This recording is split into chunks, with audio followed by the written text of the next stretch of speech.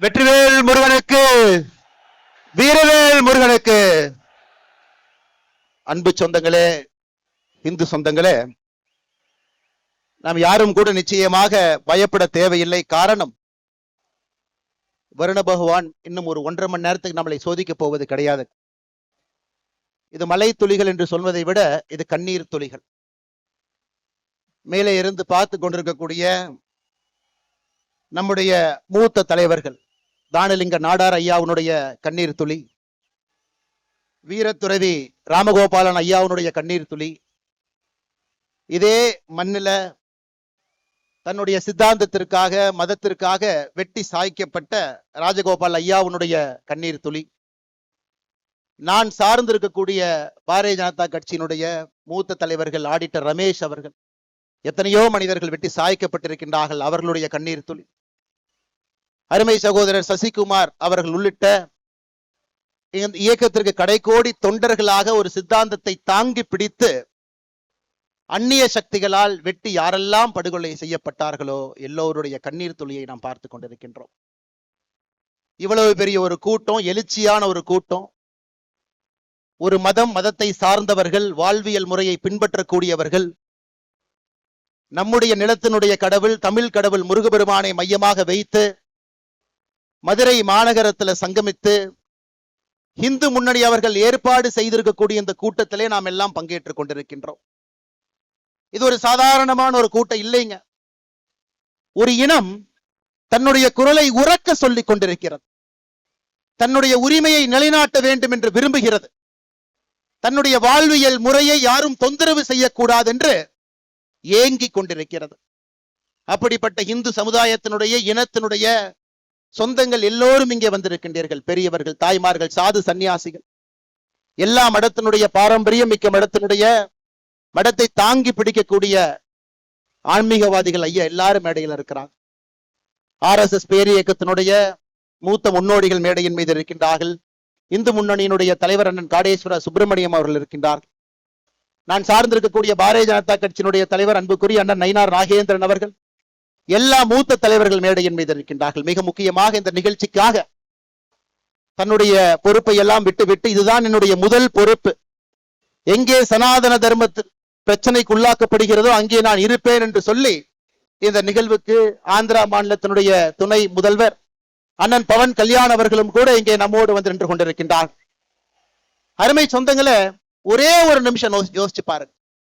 உலகத்துல யூதர்கள், ஜூஸ், மொத்த மக்கள் தொகையில வெறும் 0.2 விழுக்காடு இருக்கிறாங்க. 0.2 விழுக்காடு. அவர்களுடைய வாழ்வியல் முறையை தொந்தரவு செய்வதற்காக வெறும் 0.2 விழுக்காடு இருக்கக்கூடிய ஒரு இனம் 4 நாடுகளோடு சண்டை போட்டு நின்று கொண்டிருக்கின்றார்கள். 4 நாடுகளோடு. அந்த ஊர்ல இன்னைக்கு போய் நீங்க பாத்தீங்கன்னா அங்க இருக்கக்கூடிய குழந்தைகள் எல்லாம் பள்ளிக்கூடத்தை மொத்தமாக மூடி இருக்கின்றார்கள். ஹாஸ்பிட்டல் எல்லாமே கீழே கொண்டு போயிட்டாங்க, அண்டர் கிரவுண்டுக்கு. அந்த நாட்டை ஆளக்கூடிய தலைவர்கள் இதற்காகத்தான் மக்கள் எங்களுக்கு வாக்களித்திருக்கின்றார்கள், என்னுடைய வாழ்வியல் முறையை யார் தவறு செய்தாலும் வாழ்வியல் முறைக்கு தொந்தரவு செய்தாலும் எதிர்த்து நிற்போம் என்று இஸ்ரேல் நாடு நின்று கொண்டிருக்கிறது. இன்னொரு பக்கம் அமெரிக்காவை பாருங்க. நேற்று அவர்களுடைய விமானம் 37 மணி நேரம் தரையிலே படாமல் பறந்து வந்து இன்னொரு நாட்டின் மீது குண்டை வீசிவிட்டு திரும்ப சென்றிருக்கின்றார்கள். உலகம் முழுவதும் பார்க்கிறோம். ஆனா இந்தியால ஆபரேஷன் சிந்தூர் நடத்தப்பட்டால் சில மனிதர்களுக்கு பிரச்சனை. அதை நாம் நல்லா புரிஞ்சுக்கணுங்க ஐயா. எதற்காக இந்த இனம் இங்கே ஒன்றாக நிற்கிறது, எதற்காக அதனுடைய குரல் உரக்க கேட்கப்பட வேண்டும் என்று இருந்தால், நம்ம ஊர்ல மட்டும்தான் நம்முடைய வாழ்வியல் முறையை தொந்தரவு செய்து ஏப்ரல் 22ஆம் தேதி பெஹல்காம்ல நீ எந்த வாழ்வியல் முறையை பின்பற்றுகின்றாய், நீ இந்து மதமா என்கின்ற ஒரே காரணத்திற்காக 26 மனிதர்களை தனித்தனியாக நிறுத்தி நெத்தி புட்டிலே சுற்று கொண்டு விட்டு இந்த மதம் இருக்கக்கூடாது என்று ஒருவர் நினைக்கின்றார். பதிலுக்கு பதிலாக எல்லை தாண்டி அந்த பயங்கரவாத நாட்டுக்குள்ள நம்ம போயிட்டு வரும் பொழுது மட்டும்தான் நம்முடைய நாட்டுல சில பேருக்கு பிரச்சனை. நன்றாக உணர்ந்து கொள்ள வேண்டும், நன்றாக உணர்ந்து கொள்ள வேண்டும். இஸ்ரேல் எப்படி நிக்கிறான் பாருங்க, அமெரிக்காக்காரர் எப்படி நிக்கிறான் பாருங்க. இன்னைக்கு இந்தியர்கள் முதலாக நாம் பார்க்கின்றோம், நம்முடைய கண் முன்னால் நாம வாழக்கூடிய சம காலகட்டத்துல நாமும் எழுந்து நிற்கின்றோம். என்னுடைய வாழ்வியல் முறைக்கு பிரச்சனை வந்தால் எழுந்து நிற்பேன், திருப்பி அடிப்பேன் என்று. அன்பு சொந்தங்களே, அதற்காகத்தான் இந்த மதுரையில முருகபெருமானுடைய மாநாடு நடந்து கொண்டிருக்கிறது. காரணம், இந்துக்களை பொறுத்தவரை சின்னதாக யாராவது தொந்தரவு பண்ணா நம்ம பெருசா கண்டுக்க மாட்டோம், பரவாயில்ல மன்னிச்சு போயிடும். பெரிதாக தொந்தரவு செய்தாலும் கூட அதையும் கண்டுக்க மாட்டோம், மன்னிச்சு போயிடும் சொல்லுவோம். ஆனா இன்னைக்கு அதையெல்லாம் தாண்டி நம்முடைய வாழ்வியல் முறைக்கு தொடர்ச்சியாக பிரச்சனைகள் வந்து கொண்டே இருக்கிறது. இந்து என்பதற்காக நான் ஏற்கனவே சொன்னதை போல நம்முடைய கடைக்கோடி தொண்டர்கள் கொல்லப்படுகின்றார்கள். இந்த மதத்தை பின்பற்றினா மட்டும் நம்முடைய வாக்கை பெற்று அரசியல்வாதிகளாக அதிகாரத்தில் இருக்கக்கூடியவங்க கோவில் இப்படி இருக்கும், கூம்பு மாதிரி இருக்கும் அசிங்கப்படுத்துறாங்க. இந்து மக்கள்கிட்ட ஒற்றுமை எப்பொழுதும் வராது என்கின்ற தைரியத்துல அரசியல்வாதிகள் இன்னும் பழைய அரசியலை செய்து கொண்டிருக்கின்றார்கள். அதையெல்லாம் உடைத்து காட்ட வேண்டும். என்னுடைய கோவில்கள் பாதுகாக்கப்பட வேண்டும். எங்களுடைய வாழ்வியல் முறையில் எந்த பிரச்சனையும் வரக்கூடாது. எங்களுடைய குழந்தைகள் தைரியமா ஒரு ஸ்கூலுக்கு போனா கூட திருநூறு வச்சுட்டு போகணும். எங்களுடைய குழந்தைகள் இன்னைக்கு வட தமிழ்நாட்டில் ஒரு ஸ்கூலுக்கு போனா கூட ருத்ராட்சி கொட்டையை வெளியே அணிந்து கொண்டு செல்ல வேண்டும். இதெல்லாம் இன்னைக்கு மக்களுக்கு ஏற்படக்கூடிய பிரச்சனையாக இருக்கிறது. அன்பு சொந்தங்கள், அதற்கெல்லாம் இந்த முருகர் மாநாடு தேவைப்படுகிறது. ஒரு பக்கம் எழுச்சி, ஆளுகின்ற ஆட்சியாளர்களுக்கு எச்சரிக்கை மணி. 5 லட்சம் பேர் மதுரையில காசு கொடுக்காம கொள்கைக்காக மழை வரும் என்று தெரிந்தும் கூட்டம் அதிகமாக இருக்கும். அதுல என்னைய மதிப்பாங்களா? கடைக்கோடியில் உட்கார்ந்து இருக்கிற நான் விஐபியா? எனக்கு சேர் கொடுப்பாங்களா? எந்த கேள்வியும் இல்லாம இது என்னுடைய மாநாடு, என்னுடைய வாழ்வியல் முறையை காக்கக்கூடிய மாநாடு என்று வந்திருக்கின்றீர்கள். இதிலே எச்சரிக்கை மணி அங்க போகும். முருகபெருமான் நல்லா பாருங்க, 6 படை சாதாரணமான வீடுகள் இல்லைங்க. நல்லா பாருங்க, எல்லா வீடுகளுக்கும் ஒரு தன்மை, அறிவு, ஞானம். பழனி என்னுடைய தந்தைக்கே நான் ஒரு தாரக மந்திரத்தை சொல்லி கொடுக்கிறேன், அதற்கு ஒரு வீடு. திருமணம் செய்து கொண்டு இல்லற வாழ்க்கையிலே அமைதியாக இருப்பேன், அதற்கும் ஒரு வீடு. நல்லா யோசிச்சு பாரு. என தேவையில்லாம பிரச்சனை பண்ணினா சூரசம்ஹாரம் பண்ணிடுவேன், அதற்கும் ஒரு வீடு. சூரசம்ஹாரம் செய்துவிட்டு அமைதியாக திருத்தணியில போய் இருப்பேன், அதற்கும் ஒரு வீடு. ஆளுகின்ற ஆட்சியாளர்கள் முருக பக்தர்களை எந்த வீட்டிலே வைத்து பார்க்க வேண்டும் என்று இந்த மாநாடு மூலமாக அவர்களுக்கு தெரியும். முதல் வீடு திருப்பரங்குன்றத்துக்கே நீ பிரச்சனை ஏற்படுத்தினா ஒரு வீடாக சென்று சூரசம்ஹாரம் செய்துவிட்டு மறுபடியும் அமைதியாக திருத்தணிக்கு போயிரும். அப்படிங்கிற மாதிரி தாங்க ஐயா அந்த மாநாட்டில் ஒரு பெரிய செய்தியை நாம் சொல்லி இருக்கின்றோம். என்னுடைய வாழ்வியல் முறையில தலையிடாத, ஏன்னா நம்ம யாருக்குமே தொந்தரவு பண்ணல.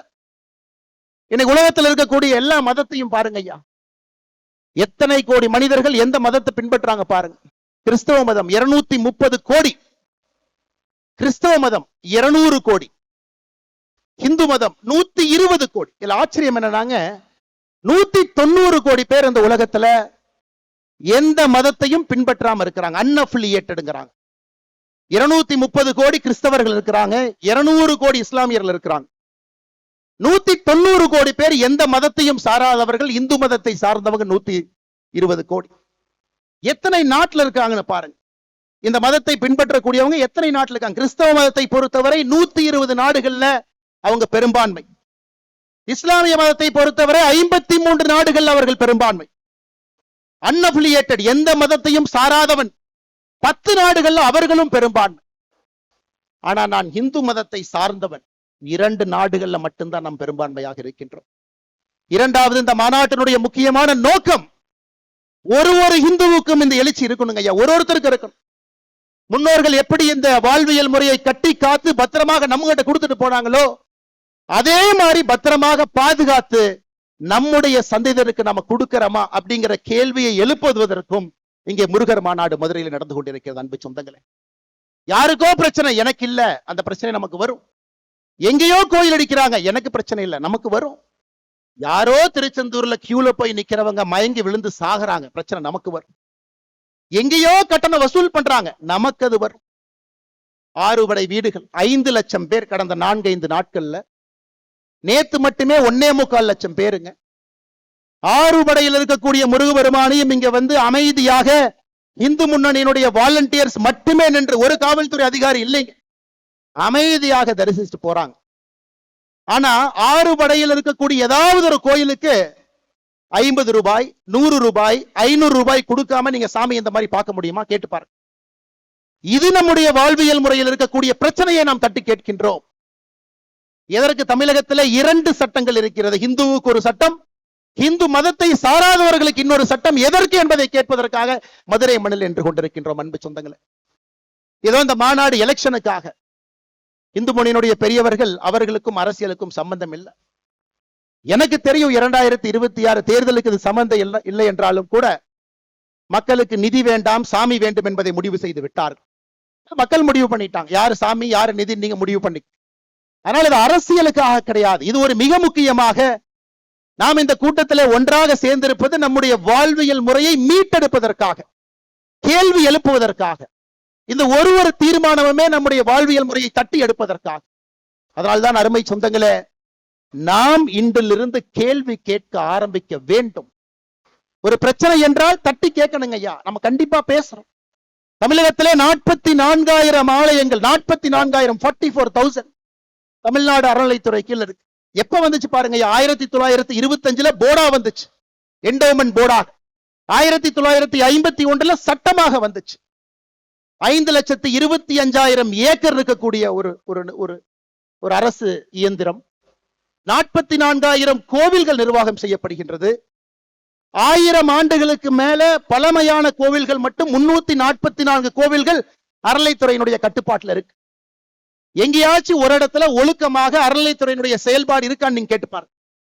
பணம் இருப்பவனுக்கு ஒரு மாதிரி, பணம் இல்லாதவருக்கு ஒரு மாதிரி. கேள்வி கேட்டுப்பாரு. அதையெல்லாம் மாற்ற வேண்டும். ஒரு புதுவிதமாக ஆன்மீகத்தை முன்வைத்து நடக்கக்கூடிய ஒரு ஆட்சி மட்டுமல்ல, ஆன்மீகத்தை முன்வைத்து இந்த சமுதாயம் தன்னை வழிநடத்தி கொள்ள வேண்டும் என்பதற்காக இந்த முருகர் மாநாடு நடந்து கொண்டிருக்கிறது. அன்பு சொந்தங்களே, அதனால இங்க வந்திருக்கக்கூடிய எல்லோருமே முருக பக்தர்களாக வந்திருக்கிறீங்க. ஆனா போகும் பொழுது வீர பாகுவாகவும் நாங்க போறோம் அப்படிங்கிறத நம்ம மறந்துடக்கூடாதுங்க. இந்த மதுரை மண்ணிலிருந்து திரும்பி செல்லும் பொழுது நமக்கு அந்த உணர்வு வேண்டும். 230 கோடி கிறிஸ்தவர்கள் என்று சொன்னேன். கடந்த 10 ஆண்டுகள்ல கிறிஸ்தவ மக்கள் தொகை உலக அளவில் 12 கோடி உயர்ந்திருக்கிறது. 200 கோடி இஸ்லாமியர்கள் என்று சொன்னேன். கடந்த 10 ஆண்டுகள்ல இஸ்லாமியர்களுடைய மக்கள் தொகை 35 கோடி உயர்ந்திருக்கிறது. 2050 முடியும் பொழுது, 55 முடியும் பொழுது இந்த உலகம் இஸ்லாமியர்கள் பெரும்பான்மையாக இருக்கக்கூடிய உலகமாக, இன்னைக்கு இருக்கக்கூடிய இதே நேர்கோட்டு பாதையில போனா இஸ்லாமியர்கள் பெரும்பான்மையாக இருக்கக்கூடிய உலகமாக 2055 மாற இருக்கிறது. இன்னைக்கு கிறிஸ்தவர்ல பாருங்க, ஐரோப்பாவில் இருக்கக்கூடிய மொத்த கிறிஸ்தவர்களை விட வட ஆப்பிரிக்காவில் இருக்கக்கூடிய கிறிஸ்தவர்கள் அதிகம். More number of Christians are in northern part of Africa than in the whole of Europe. அதையெல்லாம் நாம் புரிந்து கொள்ள வேண்டும். நம்முடைய கலாச்சார சின்னங்கள் எங்கேயும் யாரும் அழிக்கக்கூடாது. ஒருவர் கூட மதம் மாறக்கூடாது. மதம் மாறினவங்களை திரும்பி கொண்டு வர வேண்டும். 120 கோடி இருக்கக்கூடிய உலகத்துல இன்னைக்கு 4வது பெரும்பான்மை சமுதாயமாக இருக்கின்ற நம்முடைய சமுதாயம் தொடர்ந்து இதே போல இருக்கணும். காரணம், இன்னைக்கு தமிழகத்தினுடைய அரசியல் களத்துல பாத்தீங்கன்னா தமிழ் வேறு, ஆன்மீகம் வேறு, இலக்கியங்கள் வேறு என்று பிரித்திருக்கின்றார்கள். ஆனா நம்ம ஊர்ல அப்படி பிரிக்க முடியாது. எந்த மொழிக்கும் இல்லாத ஒரு பெருமை நமக்கு மட்டும்தான் இருக்கு. தமிழும் ஆன்மீகமும் இலக்கியமும் ஒன்றாக இருக்கக்கூடிய ஒரே கலவையாக இந்த வாழ்வியல் முறை இருக்கு.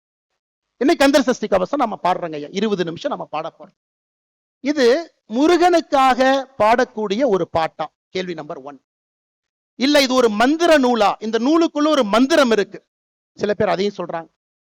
அதையெல்லாம் தாண்டி கந்த சஷ்டி கவசத்தை மட்டும் பாடினீங்கன்னா போதும், இருக்கக்கூடிய எல்லா பிரச்சனைகளும் காணாம போயிடும். இது 3 விதமாக இலக்கியமாக பார்க்கின்றார்கள், பக்தியாக பார்க்கிறாங்க, ஆன்மீகமா பார்க்கிறாங்க.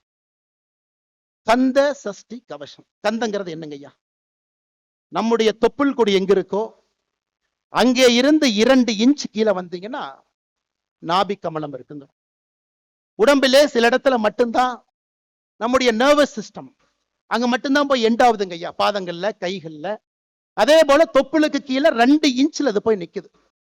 அதை பழைய தமிழ்ல 18ஆம் நூற்றாண்டுல சென்னிமலையில இந்த நூலை முதன்முறையாக சுப்பிரமணிய சாமிக்கு முன்னாடி ஏற்றிய பொழுது தேவராய சுவாமிகள் அவர்கள் கந்த என்று குறிப்பிட்டது நம்முடைய தொப்புள் கொடிக்கு கீழே இருக்கக்கூடிய 2 இன்ச் பகுதியில் இருக்கக்கூடிய பகுதி.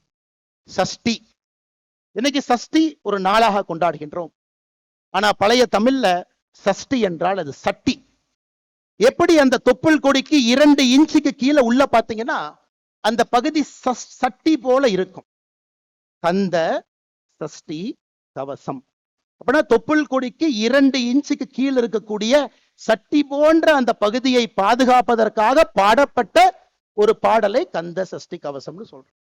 இது இன்னொரு விதத்துல பாருங்க, சட்டியில் இருந்தா தான் அகப்பையில வரும், சஷ்டியில் இருந்தால் தான் அகைப்பையில் வரும். சஷ்டியில விரதம் இருக்கிறீங்கன்னா அகைப்பையில உயிர் உண்டாகும் என்பதற்காக சொல்லப்பட்டது. இந்த முழு கந்த சஷ்டி கவசத்துல அவ்வளவு சயின்ஸ் இருக்குதுங்க. இன்னைக்கு விஞ்ஞானத்திற்கு என்னவெல்லாம் தேவையோ எல்லா கந்த சஷ்டி கவசத்துல இருக்கு. அதனால்தான் நம்மை வாழ்வியல் நெறி என்று சொல்லுகின்றோம். தமிழ் மொழியிலே ஆன்மீகமும் அறிவியலும் கலந்திருக்கிறது என்று சொல்லுகின்றோம். இந்த மொழியை பிரிச்சு பார்க்க முடியாது. அதை திரும்ப எப்ப நம்ம மையப்பகுதி கொண்டு வர போகின்றோம்? ஒரு கந்த சஷ்டி கவசத்திலிருந்து ஆரம்பிச்சு ஒரு விஷயம் நாம் பேசலாங்க ஐயா, ஒரு விஷயம். அன்பு சொந்தங்களே, இன்று நாம் பாடக்கூடிய கந்த சஷ்டி கவசத்தை முழுமையாக நாம் பாடுவோம். சஷ்டி ஒரு நாள்லையும் முருகன் கோவில்ல வரும்பொழுதெல்லாம் கந்த சஷ்டி கவசத்தை பாடுவோம். அதையெல்லாம் தாண்டி இங்க இருக்கக்கூடிய மனிதர்களுக்கு பெரிய வேலை இருக்குதுங்க. வட இந்தியாவுக்கு போனீங்கன்னா மகா புராணங்கள் என்று சொல்லுவார்கள்.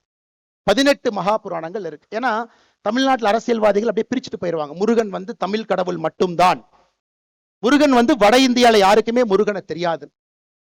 வட இந்தியாவில் இருக்கக்கூடிய மகா புராணத்தை எடுத்துக்கிட்டீங்கன்னா 18 மகா புராணமும் சேர்ந்து 95,000 ஸ்லோகன் இருக்கு. ஆனா ஒரே ஒரு ஸ்கந்த புராணத்துல மட்டும் 1,00,000 ஸ்லோகன் இருக்கு. ஸ்கந்த புராணம் எப்ப வந்துச்சு? அதை கண்டுபிடிச்சது ஆங்கிலேயன். கேம்பிரிட்ஜ் பல்கலைக்கழகத்தில் இருக்கக்கூடிய செசில் பெண்டால் 1898 நேபாள ஓலைச்சுவடைகளை கண்டுபிடித்து இதுதான் ஸ்கந்த புராணம் கண்டுபிடிச்சாங்க. ஆனா இன்னைக்கு அவர் கண்டுபிடித்தது வெறும் 81,000 ஓலைச்சுவடிகள் தான், ஸ்லோகங்கள் தான்.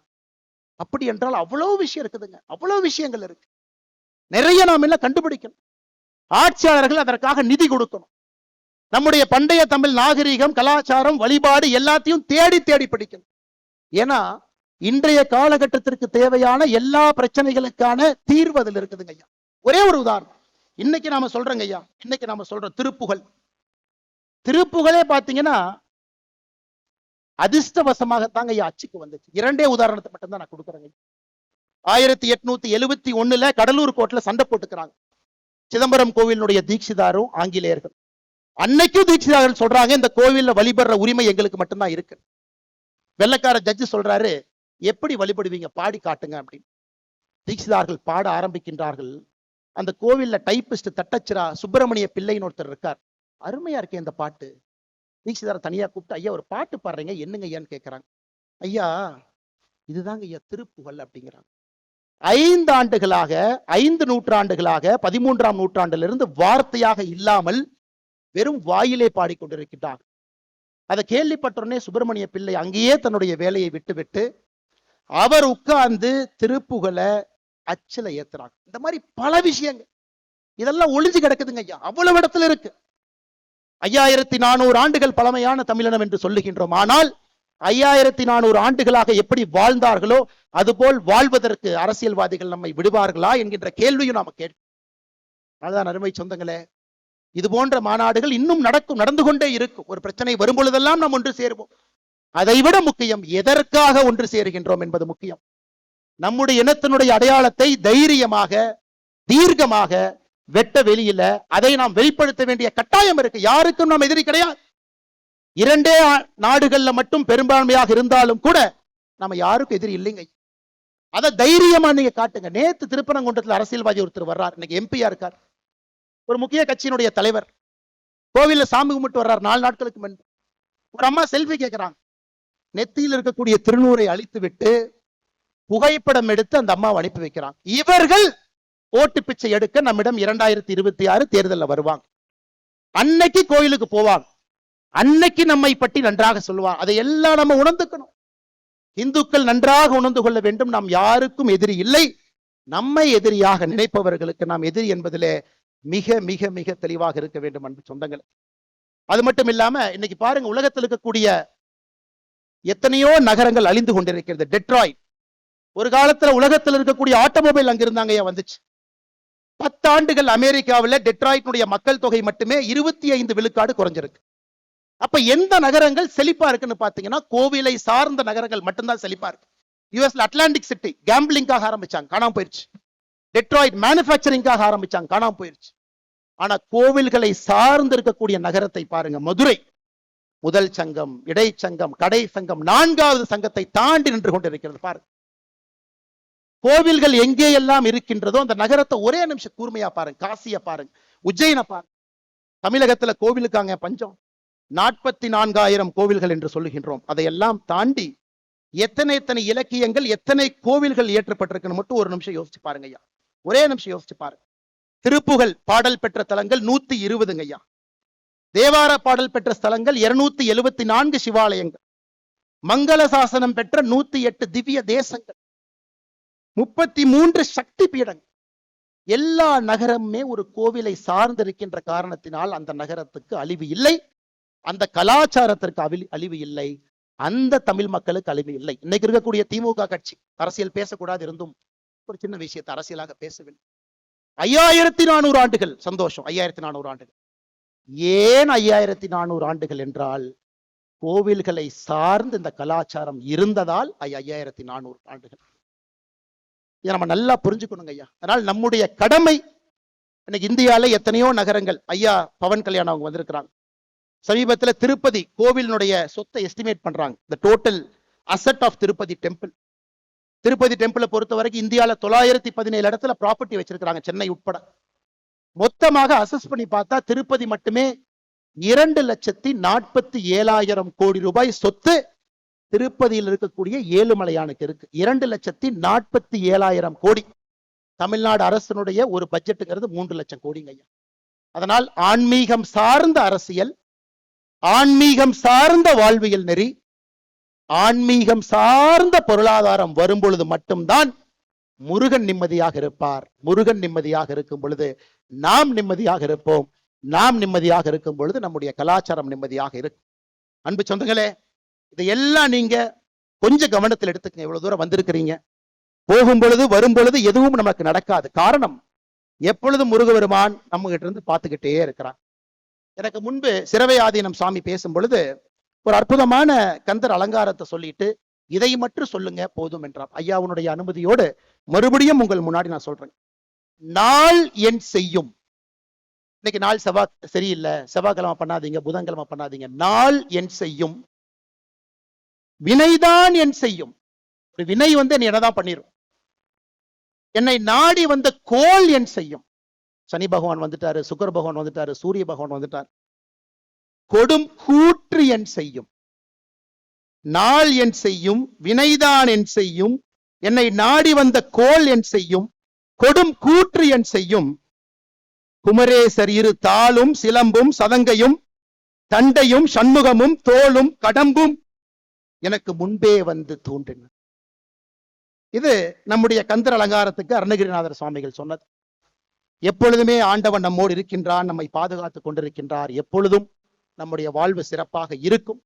அதனாலதான் பாருங்க, மழை வந்த மழை கூட நின்று இருக்கிறது. ஏன்னா பவன் கல்யாணம் அவங்க பேசி கந்தர் சஷ்டி கவசம் முழுவதுமாக முடிந்து அதன் பிறகு தீபாராத்தனை சாமிக்கு காட்டி நமக்கு காட்டும் வரை மழை வரப்போவது கிடையாது. கண்ணீர் துளிகள் மட்டும் வந்து கொண்டிருக்கும். இப்படிப்பட்ட சிறப்பாய்ந்த ஒரு மாநாடு நடத்தியதற்கு, இந்துக்களை எல்லாம் ஒருங்கிணைத்து காட்டியதற்கு, எத்தனையோ மனிதர்கள் பெயர் தெரியாம இந்த இயக்கத்துல டிராபிக்கை ரெகுலேட் பண்ணிட்டு இருக்கிறாங்க. முன்னாடி இல்லாம ரோட்ல அவ்வளவு பேர் நிக்கிறாங்க. அத்தனை இந்த பேர் இயக்கத்தினுடைய தொண்டர்கள் நின்று கொண்டிருக்கின்றார்கள். பாரதிய ஜனதா கட்சியினுடைய தொண்டர்கள் வந்திருக்கின்றீர்கள். அனைத்து இந்திய அண்ணா திராவிட முன்னேற்ற கழகம் சார்பாக 4 முன்னாள் அமைச்சர்கள் தொண்டர்கள் வந்திருக்கின்றார்கள். சாதாரண பொதுமக்கள் வந்திருக்கின்றார்கள். முருக பக்தர்கள் வந்திருக்கின்றார்கள். அழைப்புதல் வாங்கிய கட்சி தலைவர்கள் எல்லோரும் தங்களுடைய தொண்டர்களை, தலைவர்களை அனுப்பியிருக்கின்றார்கள். அப்படிப்பட்ட சிறப்பு வாய்ந்த மாநாடாக நம்முடைய அக்கா கனிமொழி அவர்கள் சொன்னது போல இன்னி தமிழ்நாட்டில் மதுரை முருகர் மாநாட்டுக்கு முன்பு, மதுரை முருகர் மாநாட்டுக்கு பின்பு என்றுதான் அரசியல் சரித்திரம் இருக்கும். அதை நடத்தி காட்டியதற்காக என்னுடைய மனமார்ந்த வாழ்த்துக்களையும் நன்றிகளையும் தெரிவித்துக் கொள்கின்றேன். நன்றி, வணக்கம். பாரத் மாதா கி ஜெய்.